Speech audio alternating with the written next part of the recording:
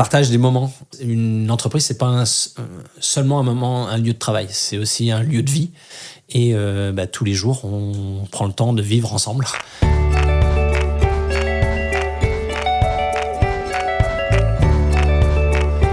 Bonjour et bienvenue sur Les Émerveilleurs. Un podcast avec des entrepreneuses et entrepreneurs qui enchantent leurs équipes, leurs clients et leur business dans un monde et une époque parfois très anxiogène.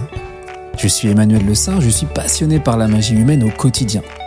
Je partage ici mes conversations avec des dirigeantes et des dirigeants qui m'expliquent comment ils font pour booster à la fois leur activité et la motivation de leurs collaborateurs. Allez les Verts, Pépé dans les orties ou encore 69, ce sont quelques noms parmi les nombreuses soupes fabriquées à Anémy par Emmanuel Moreau. Il a lancé son entreprise La Petite Soupe il y a 2 ans pour dépoussiérer la soupe et la rendre fun avec des produits bio et locaux. Lorsque je suis arrivé, il nettoyait la cuisine avec ses collaborateurs et ils m'ont invité à partager une bûche de Noël maison façon Cyril Lignac s'il vous plaît. Vous allez voir qu'Emmanuel est passionné, créatif, très impliqué à tous les niveaux, conception, production, distribution. Il parle avec amour des personnes qui travaillent avec lui dans l'entreprise, mais aussi de ses producteurs, de ses distributeurs. Et tout en parlant de soupe, il est capable de vous citer Spinoza, Gandhi, Aragon ou Albert Camus. Allez, voici Emmanuel Moreau, dirigeant de La Petite Soupe. Bonjour Emmanuel. Bonjour Emmanuel. Merci de me recevoir à Anémy, à La Petite Soupe. Pour démarrer, je te propose déjà de te présenter toi et puis de présenter La Petite Soupe. Emmanuel Moreau, 49 ans, 3 enfants, habitant à Aubigny, c'est-à-dire à 3 minutes de mon local dans lequel tu te trouves aujourd'hui. Ouais. Voilà, ça c'était un choix d'ailleurs dès le départ, de se retrouver dans mon territoire. C'est là où je me trouve bien. Donc, inutile d'aller ailleurs quand on se trouve bien dans un endroit. Et puis, je connais les gens, donc voilà. Qu'est-ce que je peux dire d'autre de plus ? Non, j'en ai pour une demi-heure sinon, donc c'est pas la peine. La Petite Soupe, alors. La Petite Soupe, une création donc, qui trotte dans ma tête depuis 2018-2019, on va dire. Avec la décision de lancer ça en avril 2019 de mémoire. Et puis après, j'ai pris le temps de monter le concept, monter l'entreprise ensuite, de créer l'entreprise en août 2021 pour monter le bâtiment d'abord avec mon frère et mon papa qui m'a beaucoup aidé. Et puis quelques entreprises évidemment, et puis lancer la cuisine à partir de février, on va dire 2022. Okay. Donc on va dire que ça va bientôt faire 2 ans que je suis dans la cuisine tous les jours. Voilà. Et justement, La Petite Soupe, qu'est-ce que vous faites ? La Petite Soupe, tous les jours je fais de la soupe, essentiellement. Sauf aujourd'hui, tu as vu quand tu es arrivé, là, c'était une journée fou gras. Mon petit joujou à côté de ma soupe, voilà, puisque j'avais décidé de m'amuser avec une légumineuse que j'aime bien, qui est la mojette. Voilà, j'en suis toujours amoureux, donc je fais une petite crème d'apéro d'abord qui s'appelle mojette cacahuète, et puis ce petit trompe-l'œil qui s'appelle le fou gras et que j'ai fait encore aujourd'hui puisqu'il a été beaucoup demandé en cette fin d'année, donc les stocks diminuent toujours. Voilà. Et alors, comment d'un coup tu te lances à faire de la soupe ? Pourquoi la soupe ? Pourquoi le fou gras ? Qu'est-ce qui fait qu'à un moment tu te dis tiens je vais faire ça ? Parce que tu faisais quand même quelque chose de très différent avant. Ah, j'ai fait des choses totalement différentes. Même si j'ai toujours un fil conducteur, c'était plutôt l'engagement. À chaque fois que j'ai fait quelque chose, c'était à fond, mais à 100%. Mais pourquoi la soupe ? Alors d'abord, pourquoi le fou gras ? Le fou gras qui est juste un petit amusement. En fait, quelque chose que j'ai fait chez moi pour m'amuser, puis au fur et à mesure que j'ai trouvé plutôt pas mal, et puis je me suis dit tiens pourquoi je le ferais pas dans le cadre de ma conserverie aussi. Et puis on fait des tests, et puis on fait des tests, et puis on fait des tests et des essais, puis on arrive à un produit qui finalement est somme toute pas trop mal puisqu'il est apprécié, donc ça a l'air, il se vend très bien, donc ça veut dire qu'il est apprécié, voilà. Et puis revenons à la soupe d'abord, puisque c'est bien le cœur de mon métier. C'est ce que je veux faire d'abord. D'abord la cuisine. Et puis 2, pourquoi la soupe ? Parce que il suffirait de demander à mes amis, je l'ai répété plein de fois cette histoire, mais je sais pas, il y a 20 ans, quand je faisais fête à mon anniversaire, je pouvais faire 20 litres de soupe pour tout le monde. Parce que c'était un plaisir, c'est un mets que j'aime bien faire, tout simplement. Voilà, faut pas aller chercher plus loin des fois.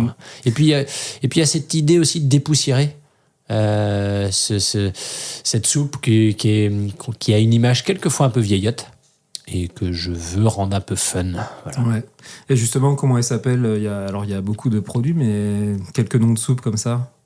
Alors tu as dû naviguer un petit peu dans le stock tout à l'heure en voyant... alors j'allais te dire pépé dans les orties, non, ça y est, c'est fini. Le stock, j'espérais qu'il aille jusqu'en avril prochain quand les orties allaient revenir, mais non, c'est terminé. Mais voilà, pépé dans les orties ou la soupe aux cailloux ou alors des choses plus douces comme douce ou je sais pas, qu'est-ce que je les ai perdus, ou Jardin d'Éden par exemple, parce que ce sera de la carotte avec de la pomme, etc. Des petits noms qui vont être sympathiques quelquefois, doux à d'autres, ou alors qui vont rappeler un conte traditionnel comme la soupe aux cailloux. Ouais. Et justement, tu as fait aussi le choix de travailler avec des produits locaux, bio. Donc pourquoi ce choix-là ? C'est important pour toi, j'imagine. Alors j'avais plusieurs principes auxquels je ne voulais pas déroger dès le départ. Le local. Effectivement, il n'y a pas l'utilité d'aller chercher des légumes à 300 km alors qu'il y en a à 10 ou même voire 800 mètres pour mes pommes de terre, par exemple. Damien, il habite à Villeneuve, juste à côté. Voilà. Je ne vais pas aller chercher des patates dans le nord de la France. Aujourd'hui, le plus loin où je vais, c'est Chaland et Pouzauges. Donc, ça reste plutôt raisonnable en termes de localité. Ça, c'était un des premiers principes. Deuxième principe, c'était le bio. J'ai toujours été militant du bio dans mes achats ou dans mes paroles. Eh bien là, je peux l'être en acte. Et c'est quand même le plus important. Et puis de convaincre les autres que le bio, ça peut marcher. Évidemment, ce sera toujours un petit peu plus cher. C'est un choix particulier. Mais si on veut bien manger, eh bien, c'est un choix qu'on doit faire aussi. Voilà. Bon. Donc là, ça fait, on va dire, 2 ans. Pour toi, c'est quoi les grandes réussites depuis ces 2 dernières années ? La création de plein de soupes. Là, aujourd'hui, je suis à 25 références, je crois bien, 25 ou 26 d'ailleurs. J'en ai quelques-unes en attente, mais par exemple, je comptais lancer dès ce 1er janvier la soupe de cresson. Et finalement, la cressonnière donne un petit peu moins en ce moment, donc ça viendra en mars, mais j'ai plusieurs soupes qui sont en attente comme ça. Donc la création, clairement, j'ai pu créer ce que je voulais, voire même plus, que ce soit les soupes ou le foie gras. J'ai une autre création qui va arriver prochainement, mais je dévoile rien pour le moment, mais sur un autre produit totalement disruptif aussi, encore. Voilà. Ok, teasing. Voilà, un petit peu, voilà. Donc ça, c'est une première réussite. Une deuxième, c'est d'avoir noué des partenariats avec les gens du coin, que ce soit les maraîchers d'un côté, les clients aussi de l'autre, les épiciers, les magasins bio de l'autre, etc. Et puis aussi avoir eu des partenariats tels avec le potager extraordinaire, par exemple, donc avec lequel on travaille main dans la main, où le mardi et le jeudi, par exemple, j'ai 2 salariés en insertion qui viennent 2 fois par semaine. Donc ça, c'est plutôt... voilà, c'est un partenariat qui fonctionne. Et je ne savais pas si on allait mettre ça en place dès le départ, mais finalement, voilà, ça roule, donc je suis plutôt satisfait et ça fonctionne. Voilà. Et finalement, c'est qui tes clients et à quel, on va dire, besoin tu réponds, enfin, qu'est-ce que tu leur apportes ?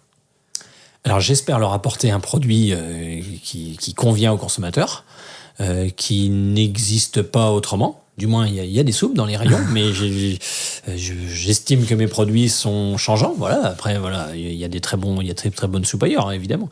Mais localement, il n'y en a pas beaucoup autrement.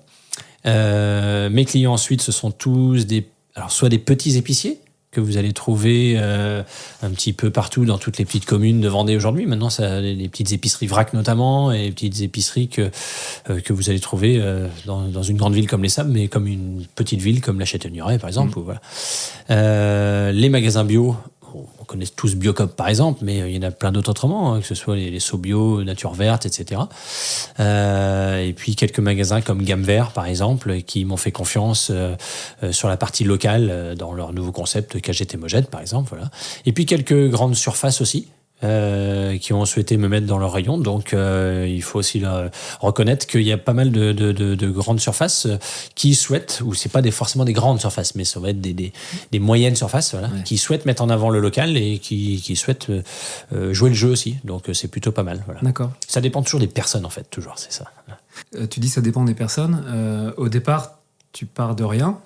et tu arrives à créer un réseau comme ça. Comment tu as fait finalement pour être maintenant distribué dans autant d'endroits? Il faut aller les rencontrer. Ça demande du temps, mais il faut aller les rencontrer, leur montrer quel est le concept, quels sont les principes, quel est le produit, leur faire goûter évidemment. Si on ne fait pas goûter, on ne connaît pas le produit, c'est logique. C'est pour ça que je fais les marchés notamment, pour faire goûter mes produits. Mais déjà juste le concept, à partir du moment où on parle bio, local, produits de qualité, etc., les épiciers qu'on a chez nous en Vendée sont plutôt des gens plutôt très bien et qui veulent mettre en avant justement la qualité, le bio, le local. Donc on a fait un grand pas quand le concept est déjà bon au départ. Voilà. Ok. Et le fait d'être distribué par du coup des intermédiaires, est-ce que tu arrives quand même à avoir une sorte de connexion avec tes clients finaux, ceux qui mangent en fait, ceux qui dégustent, avoir le retour, savoir ce qu'ils en pensent, etc. Alors oui, la première des choses, c'est le marché. Ouais. Les marchés, que ce soit les marchés, quelques marchés mensuels comme je peux faire par exemple à Beaulieu ou à Mouilleron par exemple, ou les marchés de Noël que j'ai fait tout le mois de décembre, voire même dès novembre. Là, c'est à la rencontre directe des personnes et on fait goûter. Ça, il faut faire goûter pour faire connaître. Et puis, on a le retour direct, notamment les enfants. Hein. Comme je leur dis, on a le droit de dire, tu as le droit de dire j'aime pas, je préfère ça, etc. Bon, s'il y a quelque chose qui leur plaît pas, ça arrive. Hein, tous les goûts sont dans la nature. Mais ça fonctionne plutôt bien. D'accord. Et puis, le plaisir aussi, maintenant, comme je l'ai dit, ça fait bientôt 2 ans, mais c'était mon 2e Noël. Et là, j'ai vu des personnes revenir. Et donc, des personnes qui, s'ils reviennent et me connaissent, ils ont racheté ailleurs. Là, c'est plutôt sympa. Parce qu'ils vont dire, on a déjà acheté ça, on ne connaît pas. On peut... Voilà. Excellent. Ça, c'est excellent, ouais. Là, tout à l'heure, tu m'expliquais que tu faisais tes commandes pour janvier, février, que tu allais commander tant de quantités, etc. Ouais. Comment tu arrives à planifier ça, à organiser ça, à anticiper? Tu sais exactement les commandes que tu as, les quantités que tu vas devoir produire? Comment ça se passe? Alors, exactement, non. Par contre, j'ai maintenant un petit peu de recul. Alors, je dirais que dans 1 an, ça sera encore plus facile. Mais je commence à avoir un peu de recul sur les besoins. Même si j'espère qu'il n'y en aura jamais assez, parce que ça voudrait dire que les stocks partent. Pépé dans les orties, je sais que je peux en faire beaucoup, beaucoup plus. Ça, c'est sûr, parce que là, mi-décembre, j'en avais plus quasiment. Donc, ça veut dire qu'il y a une demande particulière sur un produit qui n'existe pas ailleurs, c'est vraiment de l'ortie, c'est pas 10% d'ortie, c'est plus de 50%. Donc, forcément, là, donc, j'ai un recul par rapport à ce qui s'est consommé avant. Et puis après, je me donne aussi des objectifs. C'est-à-dire que je sais que la soupe aux cailloux, ça va partir par rapport à ce qui est parti déjà l'année dernière. Mais en plus, je peux me dire que je vais mettre en avant cette soupe parce qu'elle me plaît par rapport à l'histoire, par rapport à ce que je veux vendre dans les écoles, par exemple, prochainement, et notre schéma de distribution. Eh bien, là, j'ai commandé... tu vois, les bleus de Hongrie, cette courge que j'ai pris chez Vincent à Saint-Cyr-en-Telmondet, eh bien, je sais que je vais pouvoir lui en prendre 100, 150, 200, 250, 300 kilos. Pour l'instant, je n'ai pas encore déterminé le besoin exact, mais il le sait, je vais en avoir besoin. À côté de ça, je vais avoir besoin de mes patates chez Damien ou mes carottes ici, etc. Voilà. Donc, je commence à anticiper. Je n'ai pas encore la vision exacte. C'est pour ça que je dis exactement non. Mais si je sais que je vais avoir besoin de 500 kilos de poireaux en janvier-février. Ça, je l'ai déterminé par rapport à ma numéro 1 des ventes en 2023, qui est Allez les verts. Allez les verts, le vert du poireau, l'épinard, le chou vert, le chou rave, un petit peu de petits pois. Bon, ben ça, c'est la soupe que j'ai le plus vendue en 2023. Donc, je sais que je peux en faire. Ouais. Parce que là, j'ai plus que 2 cartons. Ça va être étiqueté demain matin, par exemple, parce que je l'ai fait la semaine dernière, mais voilà. Donc, je sais que mes 500 kilos de poireaux, ils passeront. Il m'en faudra certainement plus, d'ailleurs. Voilà. Et j'avais une question aussi, parce que c'est des recettes qui sont très créatives. C'est pas des associations qu'on trouve partout. En plus, il y a des produits vraiment très, très locaux. Donc, à la fois, tu dois produire les quantités nécessaires, et à la fois, j'imagine que tu as aussi envie de créer, de tester des nouvelles choses. Est-ce que tu organises ton temps de façon à pouvoir tester, quand même, de garder des temps de création? Eh bien là, je suis en train de demander au gouvernement un 8e jour dans la semaine. Ce serait pas mal, ça. Non, si j'ai des fois, j'aimerais passer plus de temps dans le R&D, comme on dit, c'est ça, dans la recherche, mais dans la création. Mais ça me manque, ça c'est sûr. Alors, il y a des fois, j'arrive à prendre le temps. Là, si j'avais été plus rapide dans la création, ma soupe de cresson serait prête. Mais en fait, j'ai passé trop de temps à maîtriser le barème, à maîtriser la recette, etc. Et quand j'étais prêt, eh bien, en fait, finalement, la cressonnière, elle, a diminué en production. Je dis, bon, c'est pas grave, ça reviendra en mars, mais je le ferai à ce moment-là. J'aimerais passer plus de temps dans la création, mais sauf qu'il faut bien aussi produire pour pouvoir vendre. Oui. Parce qu'il faut que l'entreprise soit pérenne. Hein. Il faut pas arriver. Si je fais que créer, ça marchera pas derrière. Donc mais il y a des choses qui vont arriver au fur et à mesure de toute manière. Oui.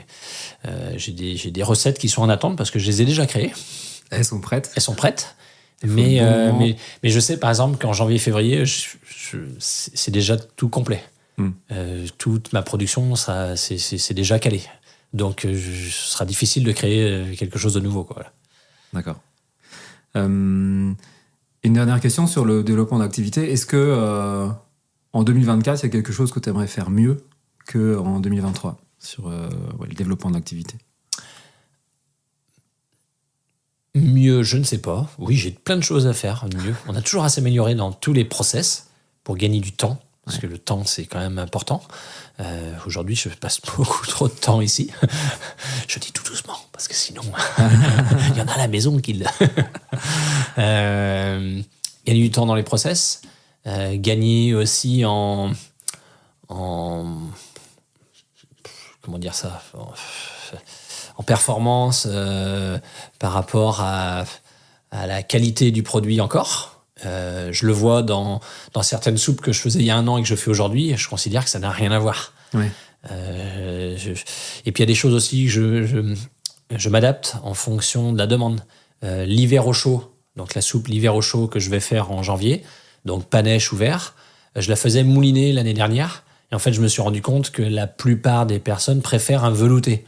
Et avec cette soupe-là, ça va super bien marcher. Mais je m'étais dit, allez, je vais la laisser en mouliner. Bon, je vais m'adapter à la demande aussi. Je vais changer un petit peu la recette. Pas la recette en elle-même de base. Par contre, à la fin, le mixage et le tamis, ça va passer en velouté plutôt qu'en mouliné. C'est de l'adaptation à chaque fois. Et puis autrement, en développement, alors ça sera plutôt du côté de la distribution, où là, j'ai commencé déjà cet hiver là, avec quelques écoles, mais l'idée c'est de vendre via les associations de parents d'élèves, parce que c'est un milieu que je connais bien, puisque j'étais moi-même auparavant dans l'éducation nationale il y a quelques années, donc je connais plutôt bien ce milieu, que ce soit du côté des professeurs, des élèves ou des parents d'élèves.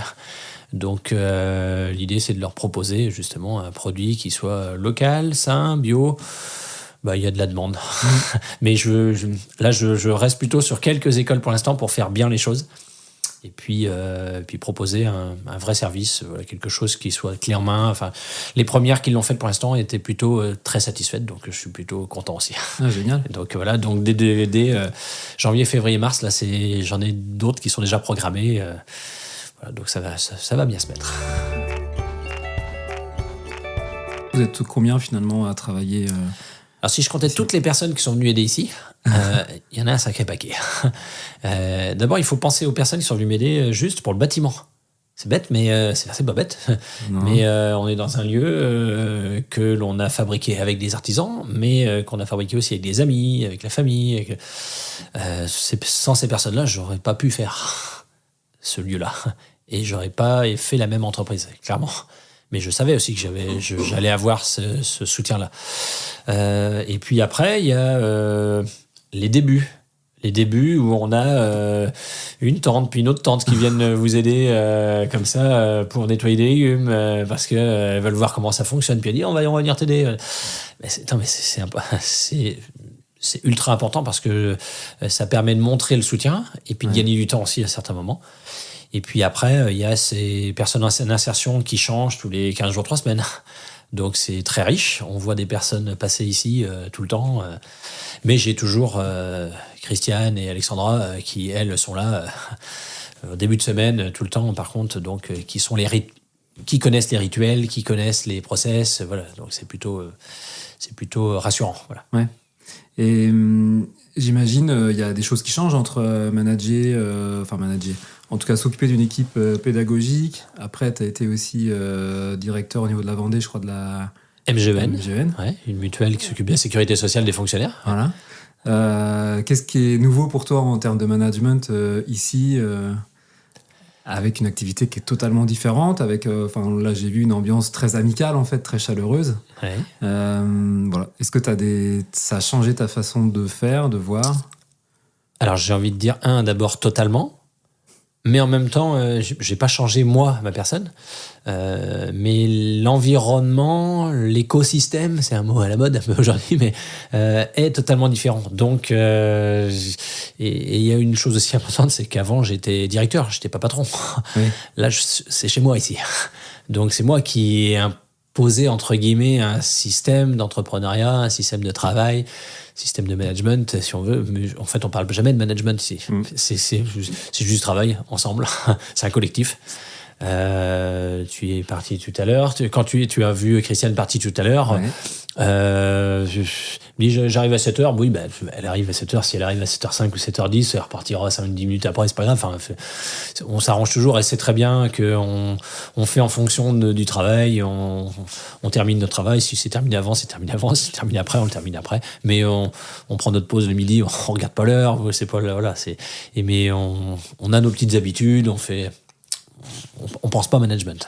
Ouais, c'est ça. En fait, moi, je l'ai senti tout de suite en arrivant. On voit cet esprit, on voit comment chacun est à la fois autonome, fait ce qu'il a à faire. En même temps, il y a des sourires sur tous les visages. Ça, c'est vraiment quelque chose qui s'est fait naturellement. C'est pas quelque chose que tu as pensé en disant tiens, moi, je voudrais que ça se passe comme ça. Alors, non, je l'ai pas pensé. Je l'ai pas pensé, mais c'est venu plus que naturellement. Ouais, c'est au quotidien. On se pose pas la question. Okay. On se pose pas la question. De la même manière, il y a le travail, mais tu as vu, quand tu es arrivé, tu as mangé un petit morceau de bûche. Oui. mais en fait, on partage des moments. C'est pas une entreprise, c'est pas seulement un lieu de travail, c'est aussi un lieu de vie. Et tous les jours, on prend le temps de vivre ensemble. Donc, tu vois, on avait des restes de bûche ou de fromage ou de foie gras d'hier. On ramène ça, on se partage. On prend un moment ensemble, on discute. On termine le soir. Tu vois, on a terminé ce soir. On prend un petit morceau ensemble. Ça fait partie de la vie de l'entreprise. Voilà. Ouais, et c'est très agréable, en tout cas, déjà à observer, puis à vivre quelques minutes pour moi, là, ce soir. C'était chouette. Parce que la bûche était bonne. Mais ça pourrait changer quelque chose si elle était ratée. Donc on a dit, tu travailles avec des producteurs locaux, c'est important pour toi, bio. Au-delà de l'aspect bio et local, est-ce que tu as aussi une réflexion sur, l'énergie, les matériaux utilisés, des choses comme ça? Alors l'énergie, c'est un gros problème pour moi, parce que l'autoclave qui permet de stériliser dépense beaucoup d'énergie. Donc l'électricité, là, ici. Oui. Les marmites consomment du gaz. Donc il y a plein de choses comme ça. La capsuleuse et la doseuse consomment de l'énergie puisqu'elles ont besoin d'air comprimé qui est fait par un compresseur. À chaque fois, à des endroits comme ça, il y a de l'énergie qui est utilisée. Alors à chaque fois, j'essaie de penser comment on peut économiser, à la fois pour moi d'un point de vue économie financière, mais aussi économie énergétique pour l'ensemble de la planète, on va dire.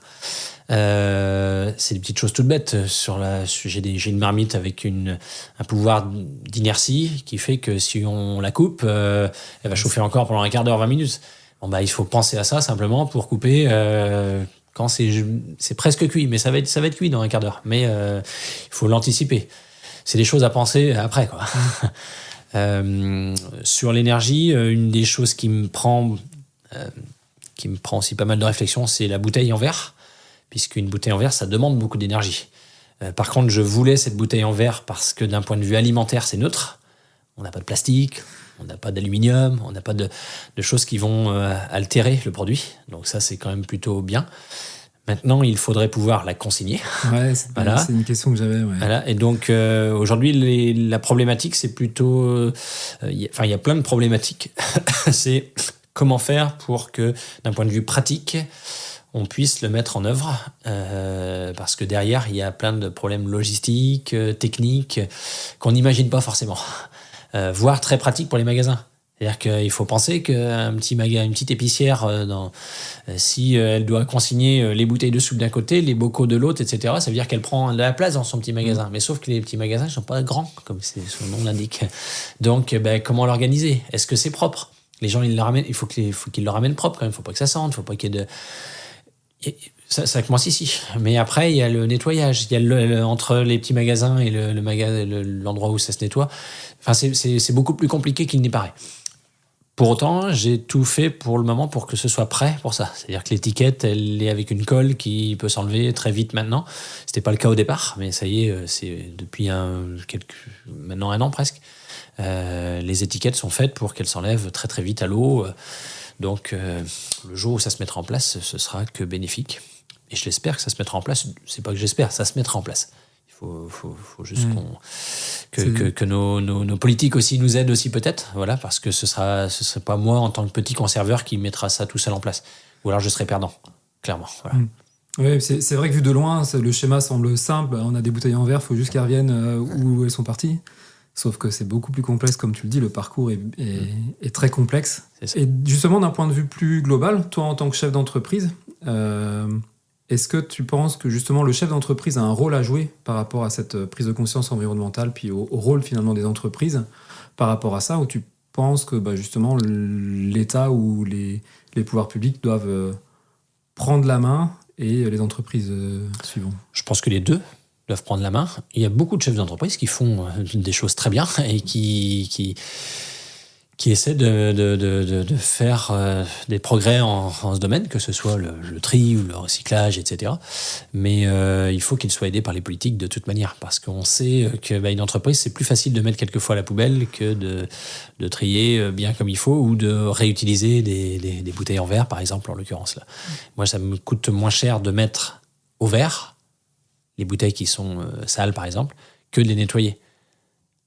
C'est pas rentable de nettoyer. Donc, alors, par principe, je le fais, mais je sais que c'est pas rentable. Donc, si on n'est pas aidé à un moment donné pour ça, ça fonctionnera pas. Voilà. Ouais, ça se mettra pas en place d'une façon généralisée. Voilà, ou alors il faut avoir une entreprise qui ait les reins solides. Mais pour l'instant, je suis une jeune entreprise, donc je dirais ça dans quelques temps. Ouais. Tu m'as dit ce matin, tu étais là à 5h ou quelque chose comme ça. Ouais, il était 5h moins 10 ici. Ouais, ça. Voilà. Qu'est-ce qui te motive le matin à te lever à 4h pour venir travailler si tôt ? Et puis voilà, on sait que tu vas pas compter tes heures, que là, il y a eu les fêtes de fin d'année, donc ça a été une grosse période aussi. Voilà, qu'est-ce qui te motive le matin ? Le plaisir du travail, tout simplement. Moi, je suis dans le plaisir tous les jours. Alors, des fois, il y a de la fatigue. La fatigue n'empêche pas le plaisir. De la même manière que si tu vas demander un sportif de haut niveau qui va se mettre vraiment, qui va aller à 120% de ses possibilités, et qui va être à genoux, et puis finalement, on va se dire, mais il est fou, il serait mieux dans son canapé. Mais non, c'est du plaisir aussi. Là, tous les jours, c'est du plaisir de cuisiner, d'être avec les autres. Voilà, d'être avec les collègues, d'être avec les gens qui viennent tous les jours ici, d'apporter aussi les produits chez les clients, et puis aussi de se dire, l'idée c'est que le concept fonctionne. Donc si je veux que mon concept fonctionne, il faut que je sois au travail. Donc c'est une motivation personnelle, je me suis donné des objectifs, il faut que je les atteigne quand même. Parce que si une entreprise doit fonctionner, il faut bien se donner des objectifs, de toute manière. Donc les objectifs, ils sont chiffrés, il faut qu'il y ait une rentabilité à la fin, il faut que j'arrive à avoir un salaire, il faut que j'arrive à faire rentrer un peu d'argent dans l'entreprise pour que ça fonctionne, pour que je puisse militer encore plus après pour le bio, pour le local, etc. Parce que si c'est qu'une idée et que ça fonctionne pas et que c'est pas rentable, en fait, beaucoup de personnes auront beau jeu de dire tu vois bien, ça fonctionne pas le bio, le local. Donc, il faut se battre pour ça. Voilà. Alors, c'est intéressant, tu parles de sportifs de haut niveau. Je voulais justement en parler parce que tu mets beaucoup d'énergie, donc beaucoup d'investissement physique, mental dans cette entreprise. Les sportifs de haut niveau aussi, ils ont un entraînement qui est assez intense, et en même temps, le repos, c'est une part très importante pour eux, pour justement ménager, avoir un équilibre en fait sur la longueur qui leur permet de durer dans le temps. Est-ce que toi, t'as des instants où tu peux te reposer, te ressourcer. Je n'ai pas réussi à trouver tous les temps qu'il me faudrait pour me reposer, ça c'est sûr. Par contre, j'ai la chance de récupérer assez vite. Donc j'aime bien faire ma petite sieste de 10 minutes le midi par exemple, et puis j'ai la chance de dormir très facilement, donc le sommeil c'est la première des choses. Voilà. J'ai la chance aussi d'avoir une famille plutôt soudée qui fait que on n'a pas de soucis entre nous, ça fonctionne plutôt très très bien, que ce soit chez mon frère, chez mes parents, chez moi, à la maison, la maisonnée. Donc quand on n'a pas de soucis à l'extérieur, c'est quand même facilitant. On a la tête qui est à 100% dans le travail, donc c'est plutôt pas mal. Et puis par contre, je sais couper aussi, c'est-à-dire que si je pars demain pour 3 jours, à la minute même où je pars, j'ai coupé. Ah oui, t'arrives à faire vraiment la coupure complète. Je peux faire la coupure totale. De toute manière, si je suis ailleurs, ça change rien. Hein. Je vais rien faire ici. Donc, voilà. Et puis après, j'espère bien quand même trouver un petit peu plus de temps, notamment pour ma famille, d'ici quelques mois, on va dire. Mais là, il faut aussi se dire que ça fait que 2 ans, voilà, que je suis aussi dans l'activité, donc c'est très jeune pour une entreprise. Surtout une entreprise qui n'existait pas du tout. Une activité qui n'existait pas. Donc où il faut tout créer, il faut tout partir de zéro, quoi. Donc il faut aussi prendre le temps et se dire que dans quelques mois, quelques années, je serai plus tranquille. Même si je ne sais pas si j'y crois à ce que je dis. Pour terminer, j'ai juste 2 questions. Est-ce que tu as un modèle, un mentor ou une personne que tu admires ? J'en ai 2 comme ça qui vont sortir. Ce sera Gandhi et puis Spinoza. Mais voilà, mais ça n'a rien à voir avec l'entrepreneuriat. Spinoza pour la joie et le déterminisme. Gandhi pour le dénouement et puis le fait qu'on n'ait pas besoin de matériel. Enfin, moi, j'ai de moins en moins de besoins. Donc, si je peux apporter tout ce que j'ai à l'entreprise et à ma famille autrement, ça suffira, quoi. Voilà. Bon. Et la dernière question, c'est est-ce que tu as une citation ou un leitmotiv là aussi qui t'inspire au quotidien ? J'avais toujours écrit chaque minute de la vie d'un homme à l'importance que l'on accorde à l'agonie. C'est dans Le Mentir vrai d'Aragon. Ah oui. Voilà. Mais elle a plein de sens, cette phrase. On n'a qu'une vie, donc il faut la vivre pleinement. Donc ça sera une autre 3e personne, peut-être Camus, dans ce cas. Mais on va être que dans les philosophes, pas les entrepreneurs. Alors si on veut en savoir plus sur la petite soupe, où est-ce qu'on peut te retrouver ? Alors déjà, tu as cité les endroits où on peut la déguster. C'est ce que j'allais dire. D'abord, aller voir les petits épiciers que l'on a près de chez soi. Puis ensuite, s'ils veulent mieux connaître la petite soupe, ils vont voir sur mon site internet, lapetitesoupe.fr. Et comme ça, ils iront voir la propos et ils auront tous les principes et concepts qui sont derrière. Super. Je mettrai le lien parce que c'est la petite soupe et pas la petite soupe. Exactement. Et puis après, s'ils veulent s'amuser à voir, comme je dis, la couleur de ma petite soupe, ils vont aussi voir mon petit Facebook. De temps en temps, je mets des petites bêtises, des petites vidéos, des petites choses. Voilà. Merci beaucoup. Merci à toi. À bientôt. Merci d'avoir écouté cet épisode jusqu'ici. Vous pouvez retrouver La Petite Soupe auprès de votre épicier local. Et je vous invite également à aller voir toute la gamme sur le site lapetitesoupe.fr. Comme d'habitude, ça me ferait très plaisir que vous m'aidiez en vous abonnant sur votre plateforme préférée et en laissant une note sur Spotify ou Apple Podcasts. En attendant la prochaine émerveilleuse ou le prochain émerveilleur, retrouvez-moi sur LinkedIn ou sur Instagram. Merci encore et amusez-vous bien.